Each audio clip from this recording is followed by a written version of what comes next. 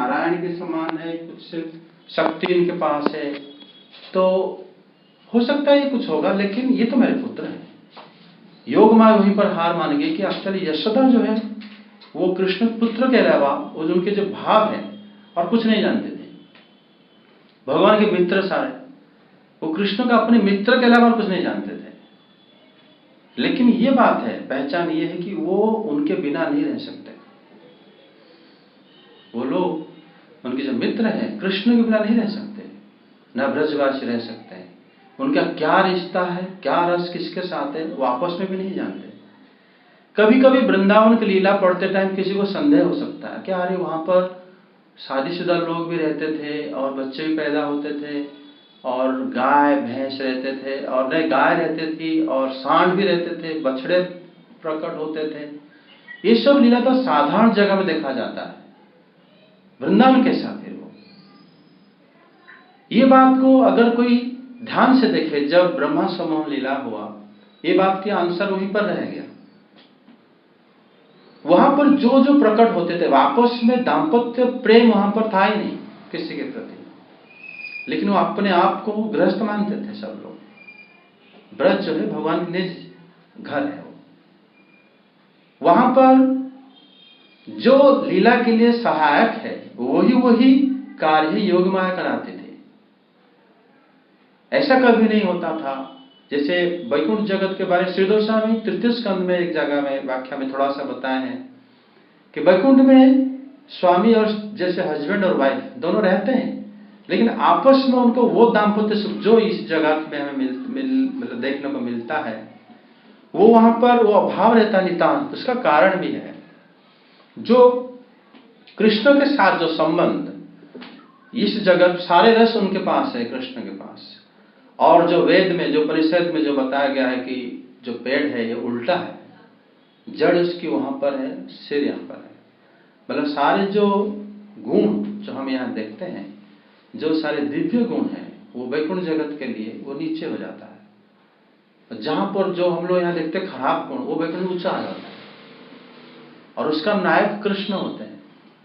और हम यहाँ पर नायक कृष्ण नहीं होते, यहाँ नायक हम होते हैं और वहां पर नायक वो होते हैं। उसी हिसाब से वो रस को धीरे धीरे धीरे धीरे धीरे समझ में आएगा बात। आगे बलराम जी और श्री कृष्ण के सखाओं में एक प्रधान गो बालक थे, श्रीधामा। एक दिन उन्होंने तथा सुबल और स्तोकक कृष्ण, छोटे कृष्ण आदि ग्वाल बालों ने श्याम और राम से बड़े प्रेम के साथ कहा, हम लोगों को सर्वदा सुख पहुंचाने वाले बलराम जी, आपके बाहुबल की तो कोई था ही नहीं है। हमारे मनमोहन श्री कृष्ण, दुष्टों को नष्ट कर डालना तो तुम्हारा स्वभाव ही है। यहाँ से थोड़ी ही दूर पर एक बड़ा भारी वन है, बस उसमें पात के पात ताड़ के वृक्ष भरे पड़े हैं। वहाँ बहुत से ताड़ के फल पक पक कर गिरते रहते हैं और बहुत से पहले के गिरे हुए भी हैं, परंतु वहाँ धेनुक नाम का एक दुष्ट दैत्य रहता है, उसने उन फलों पर रोक लगा रखी है।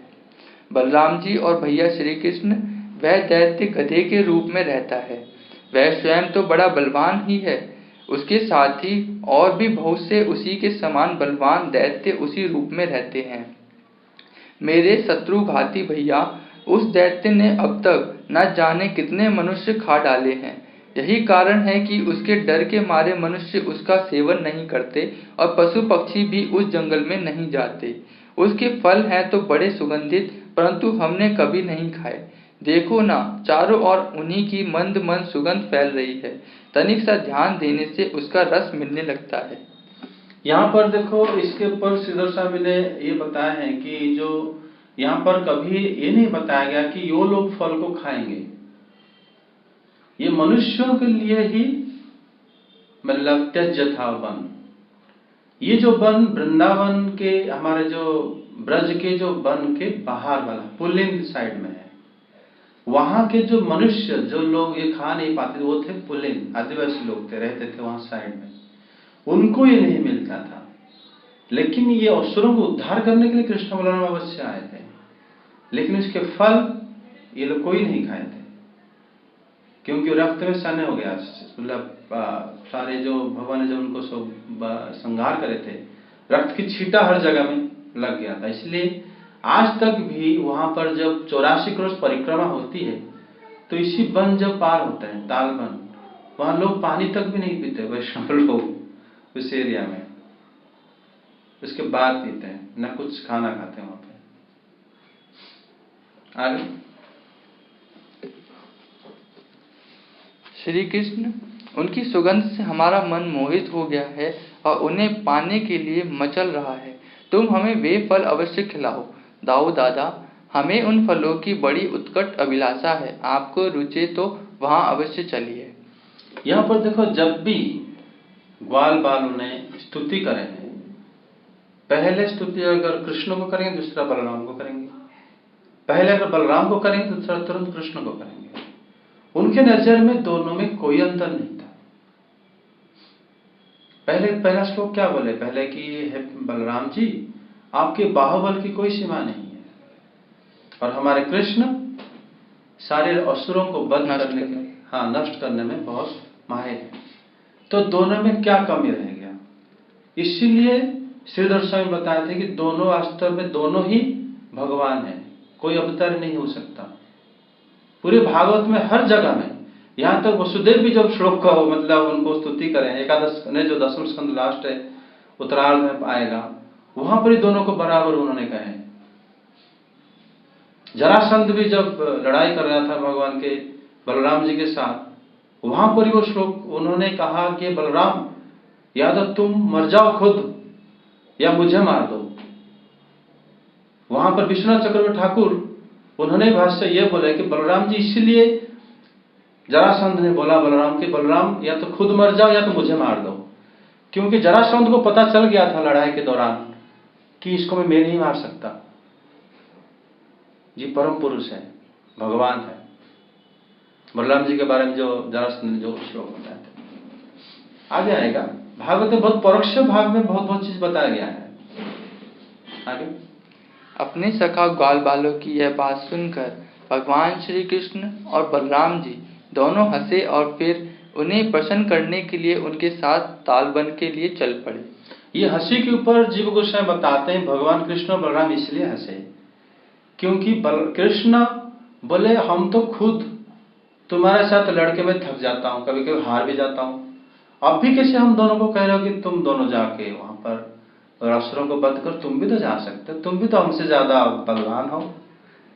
तब ग्वाल बाल तर्क से कहते हैं, नहीं, बलराम जी जो है राजा की लड़का है और इस सब कार्य के लिए राजा पुत्र, अगर राजा नहीं है तो राजा का पुत्र सामने रहना चाहिए, इसलिए बलराम जी जाना उपयुक्त है। और आप जो बलराम की स्नेहिली हो, इसलिए आपको भी जाना चाहिए, हम लोग तो पीछे रहेंगे, हम तो नागरिक हैं। इसलिए कृष्ण बलराम हंसे थे, तभी उनको प्रसन्न करने के लिए आगे गए। उस वन में पहुंचकर बलराम जी ने अपनी बाहों से उन ताड़ के पेड़ों को पकड़ लिया और मतवाले हाथी के बच्चे के समान उन्हें बड़े जोर से हिलाकर बहुत से फल नीचे गिरा दिए। जब गधे के रूप में रहने वाले दैत्य ने फलों के गिरने का शब्द सुना, तब वह पर्वतों के साथ सारी पृथ्वी को कपाता हुआ उनकी ओर दौड़ा। वह बड़ा बलवान था। उसने बड़े बेग से बलराम जी के सामने आकर अपने पिछले पैरों से उनकी छाती में दुलत्ती मारी और इसके बाद वह दुष्ट बड़े जोर से रेंगता हुआ वहां से हट गया।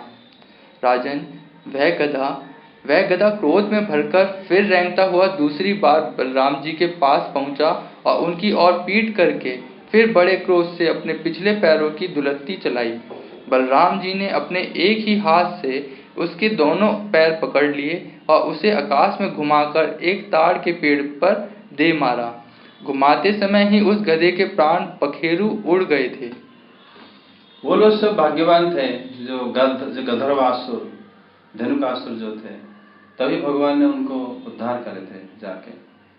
और बलराम जी जैसे लड़ाई हुई, बलराम जी जब वो आया गंधर्वासुर और उनको बलराम जी को तुरंत उनके पीछे पैर में लात मारे, उनके वक्षस्थल पर।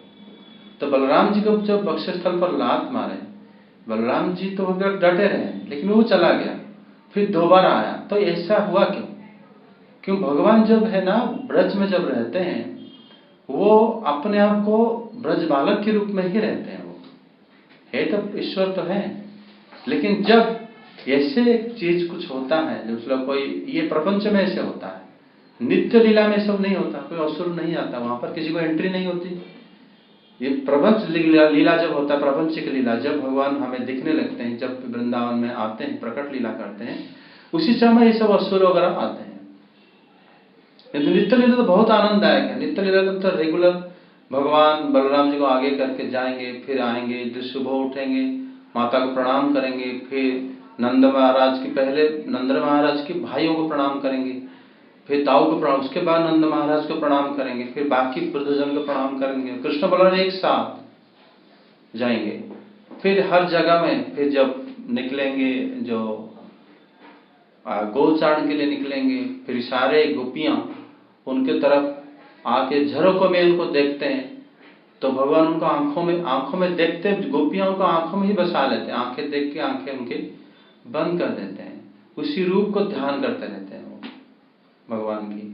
फिर भगवान आते हैं। ये नित्य लीला बहुत आनंददायक होता है। और शाम को फिर मनोरंजन के लिए स्निग्धकंठ और मधुकंठ दोनों कृष्ण लीला के गान करते हैं। तो भगवान फिर माता उनको गोदी में उठा लेती है, उनको फिर आरती करके तो फिर वो फिर सुला देते, फिर सुबह उठते। मतलब उनका लीला, नित्य लीला बहुत आनंददायक होता है। वहां का सुबह, वहां का शाम, वहां की दोपहर, सारे कृष्ण की इच्छा से ही होती है। जैसे हमारे नियामक, हमें नींद पूरी नहीं हुई लेकिन सुबह हो गया, ऐसा होता नहीं है वहां पे। द्वारका लीला में बात आएगी। द्वारका लीला में भगवान 16,108 महल में रहते थे। 16,108 महल में, हर एक महल में अलग अलग समय चलता था।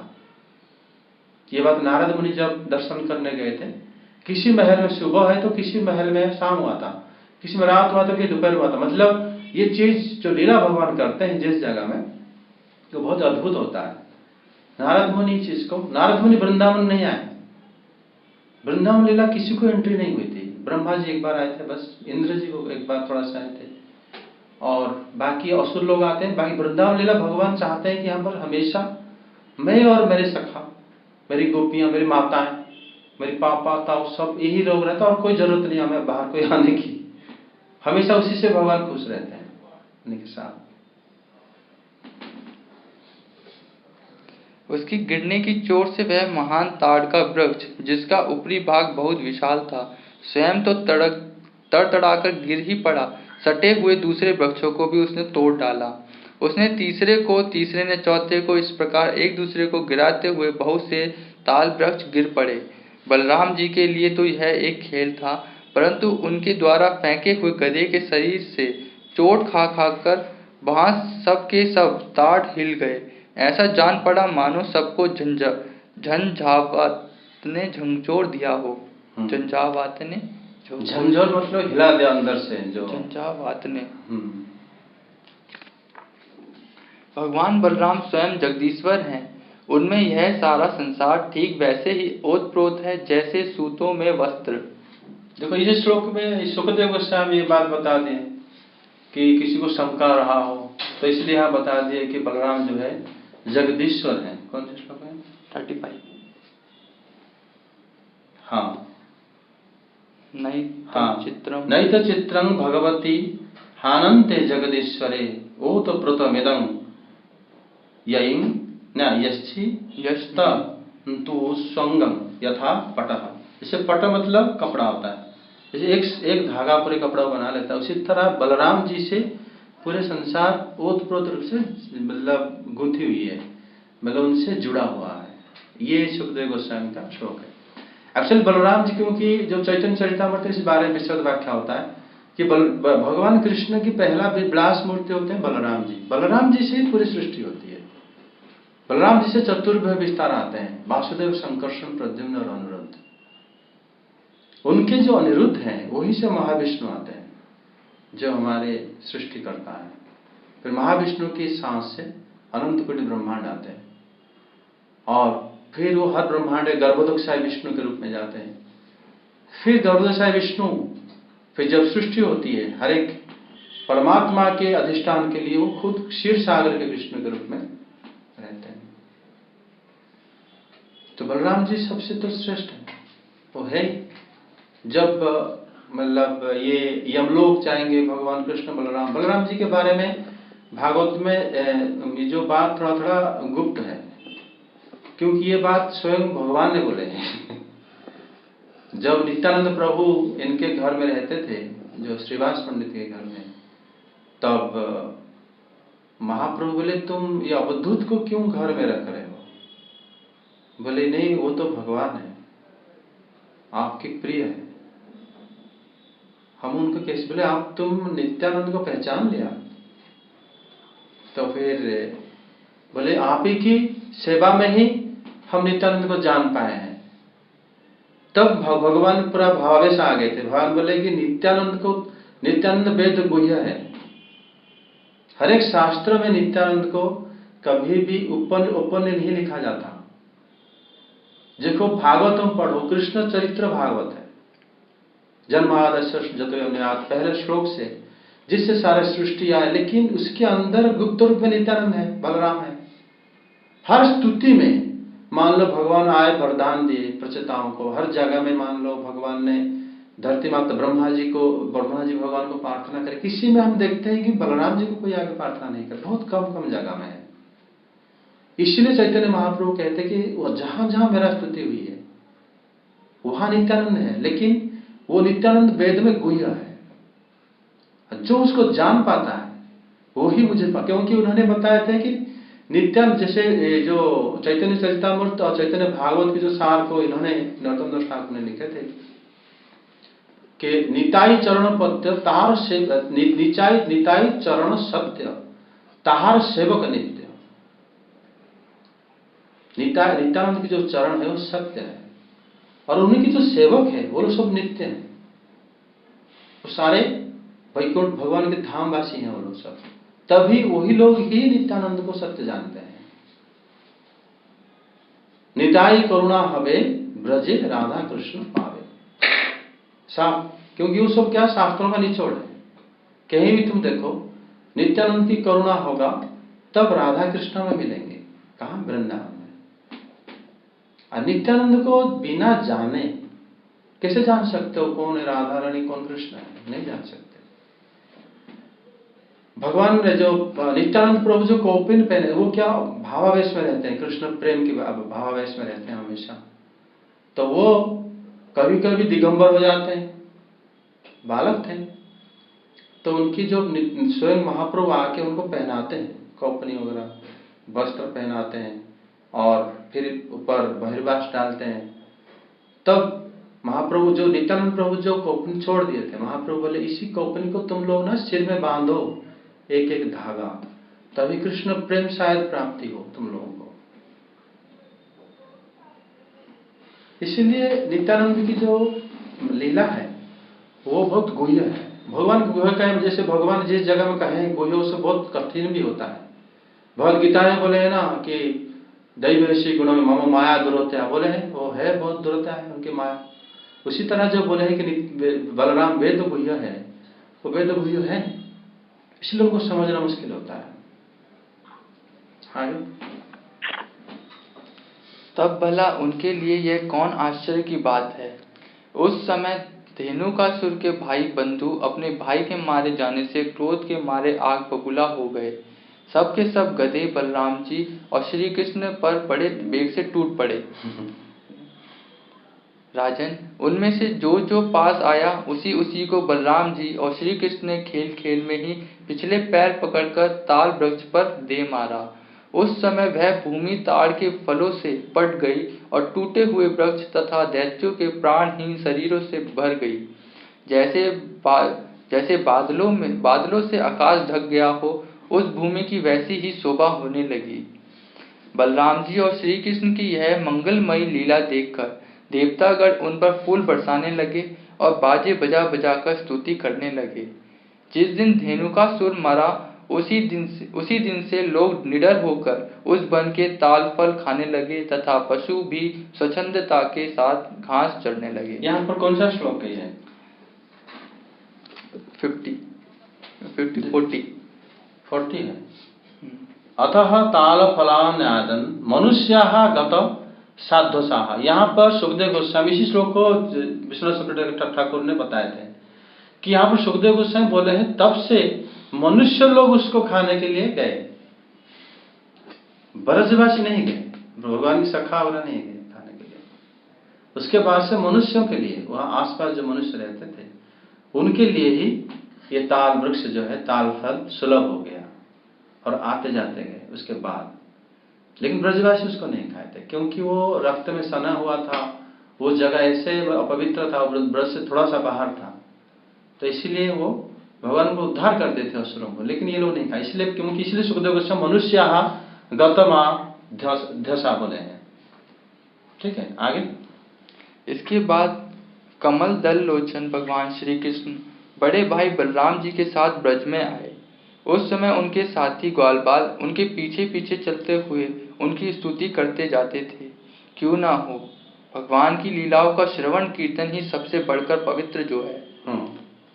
जब भगवान आते हैं घर, कृष्ण बलराम, वो उनके सखा मित्र उन्हीं की स्तुति करते रहते हैं, गाते रहते हैं, जानते हो। जैसे मतलब भगवान जब भी बाहर जाते हैं, रथ यात्रा तुम देखोगे, स्तुति पादुर्भावम, जो इसमें जगन्नाथ अष्टक बताया गया ना, कि जब आप रथ में जाते हो तो सारे आपकी सेवकों की स्तुति सुनते हुए जाते हो। ठीक है, जगन्नाथ स्वामी नयन पथगामी भवत में।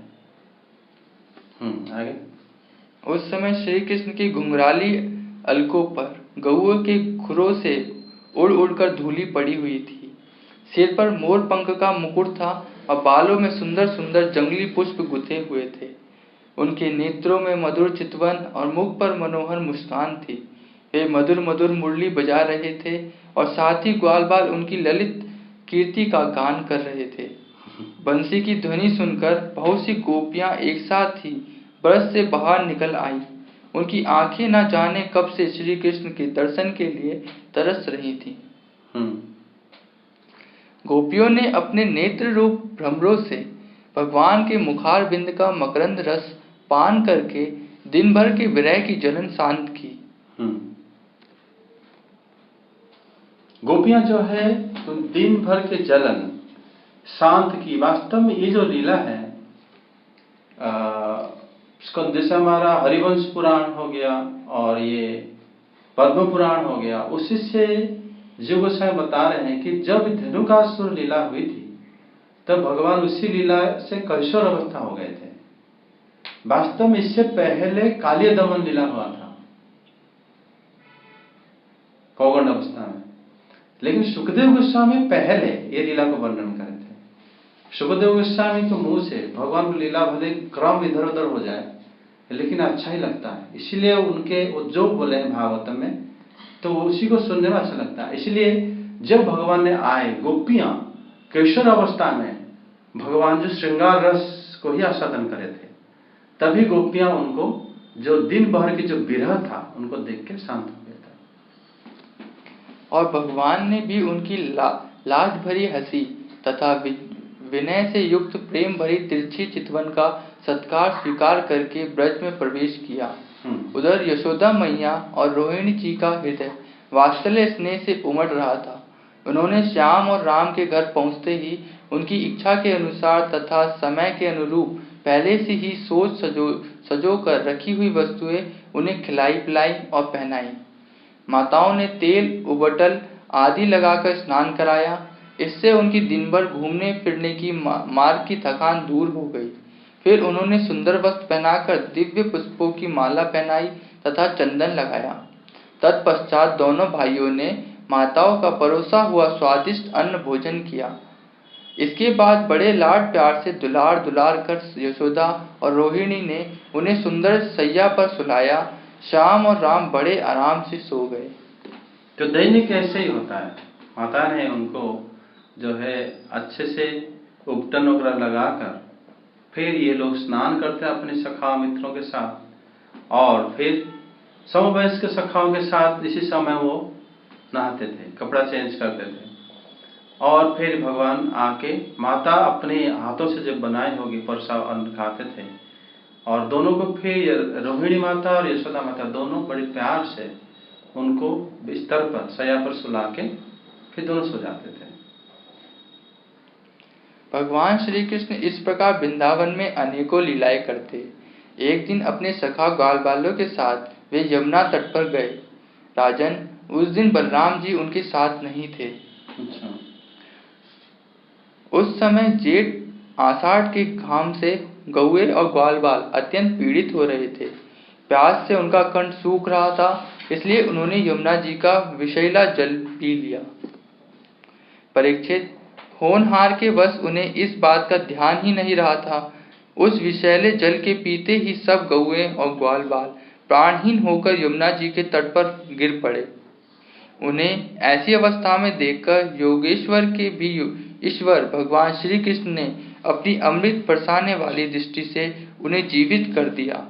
उनके स्वामी और सर्वस्व तो एकमात्र श्री कृष्ण ही थे। परीक्षित, चेतना आने पर वे सब यमुना जी के तट पर उठ खड़े हुए और आश्चर्यचकित होकर एक दूसरे की ओर देखने लगे। योग माया से ये लीला संगठित हुआ था और यमुना के जल विषैला हो गया था क्योंकि वहां पर कालिया रहता था। आगे श्लोक में राजन, अंत में उन्होंने यही निश्चय किया कि हम लोग विषैला जल पी लेने के कारण मर चुके थे, परंतु हमारे श्री कृष्ण ने अपनी अनुग्रह भरी दृष्टि से देखकर हमें फिर से जिला दिया है। तो गोपाल बालकों को ये समझ में आ गया था कि हम लोग विषैला जल पी के मृत प्राण हो गए थे। वास्तव में यहाँ पर देखो, ये गोपाल बालक जो साधारण बालक नहीं थे, वो सारे भगवान के निज जन थे। और जो प्रपंच में जब लीला होती है, कालिय जो है जब वृंदावन में यमुना में आके एक ह्रद था वहीं पर रहता था। ह्रद जानते हो, जहां पर पानी चलता नहीं है। नदी तो पानी निकल जाएगा लेकिन वो जगह में पानी नहीं जाएगा, अलग सा एक जगह बन जाता था, तालाब टाइप का नदी से जुड़ा हुआ, वहीं पर रहता था काली। उस जगह में जल जो है विषैला था। वहीं पर जब ये लोग पिए, पान करे जल, तो ये लोग मूर्छा हो गए। वास्तव में इनका जो मूर्छा होना भगवान की लीला से ही हुआ था। तो फिर भगवान ने उनको दृष्टि डाल के उनको सबको, फिर उस दिन बलराम जी नहीं आए थे। इसके बाद इस बारे में हम कल डिस्कस करेंगे क्या हुआ था लीला में, ठीक है। हरि बोल। श्री कृष्ण गोविंद हरे मुरारे, हे नाथ नारायण वासुदेव। श्री कृष्ण गोविंद हरे